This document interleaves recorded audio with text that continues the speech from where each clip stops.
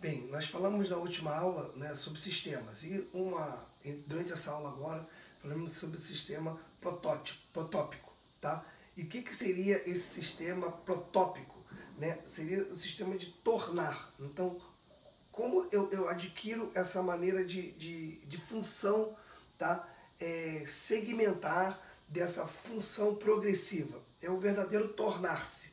Tá? E para isso, nós profissionais de movimento, envolve uma ação. E essa ação tem que estar sempre vinculada a um desejo. Então, qual é o desejo? Hoje, o usuário de atividade física, ele tem um desejo. Ele tem o desejo de emagrecer, ele tem o desejo de melhorar a sua performance numa corrida, ele tem o desejo até de buscar a busca do belo, que é uma coisa subjetiva. Então, como é que nós vamos tornar esse desejo, que muitas vezes é subjetivo, de uma maneira mais palpável? Até porque é intangível isso. Mas quais são os recursos hoje que o profissional do movimento tem, né, talvez que adquirir ou que tem que buscar?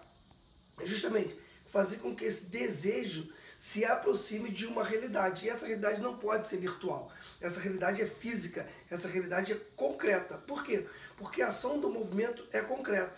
Para isso, claro que nós vamos usar de alguns recursos até da tecnologia para nos favorecer. A gente não pode ficar atrás e negar a tecnologia em função desse grande avanço, né, tecnológico, e em função muitas vezes de a gente estar querendo reter. A gente não vai conseguir. Então a gente tem que ser amigo também da tecnologia. Então, para isso, como é que o cérebro se abastece? De que o cérebro se abastece? Bem, o cérebro, principalmente, ele se abastece de experiências.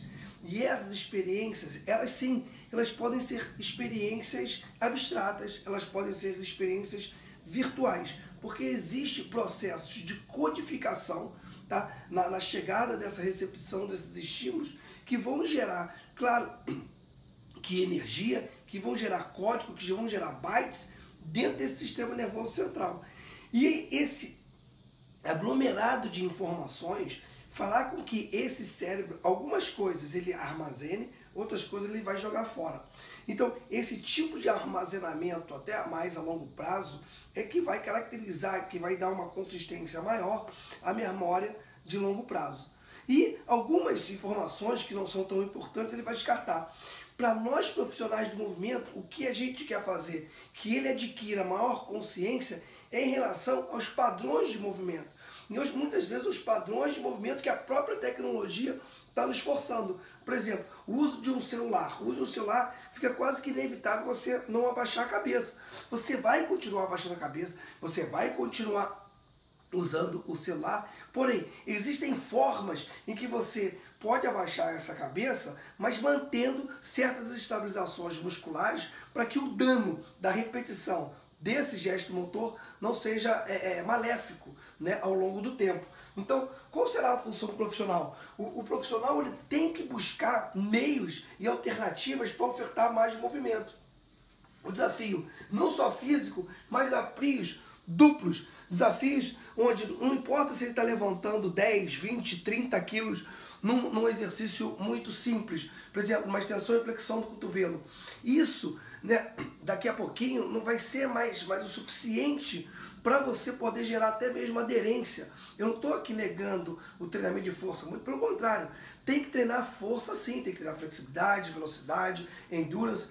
Toda essa treinabilidade é super importante, porém, a necessidade de aquisição de mais informações devido a esse avanço, né, fará com que esse profissional ele tenha que ter mais ferramentas para desenvolver até tarefas mais duplas, tarefas cognitivas. Para quê? Para que ele possa simplesmente fazer sentido o exercício para ele. Ele vai querer saber o porquê desse exercício. Aqui é um exemplo aqui, dentro da minha experiência com a seleção brasileira de judô.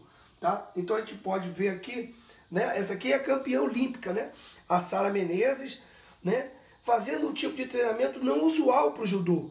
Então aqui por que ela está fazendo isso? Ela vai pedir uma explicação.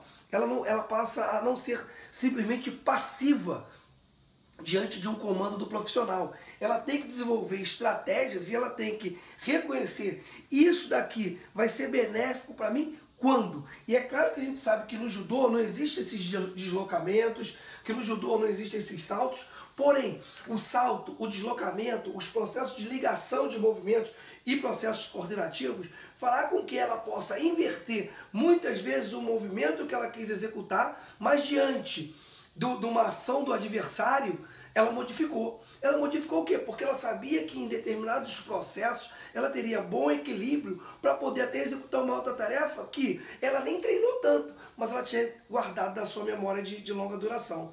Tá? Um movimento que não estava nem tão conscientizado, mas simplesmente que ela aplicou porque o adversário, né, ou permitiu, ou gerou oportunidade, ou muitas vezes porque o adversário dificultou a ação consciente que ela queria desenvolver. Então, o tipo de trabalho onde o profissional vai ter que mesclar informações, vai ter que mesclar conceitos para poder ofertar mais, não somente a atletas, mas a anciãos, a crianças, ao próprio público em geral. Então, as tarefas duplas farão mais parte dentro desse processo de treinabilidade, tá? E dentro até do processo também de reabilitação. Então, o profissional do movimento hoje tem que buscar esse tipo de informação, tá ok? A gente continua depois.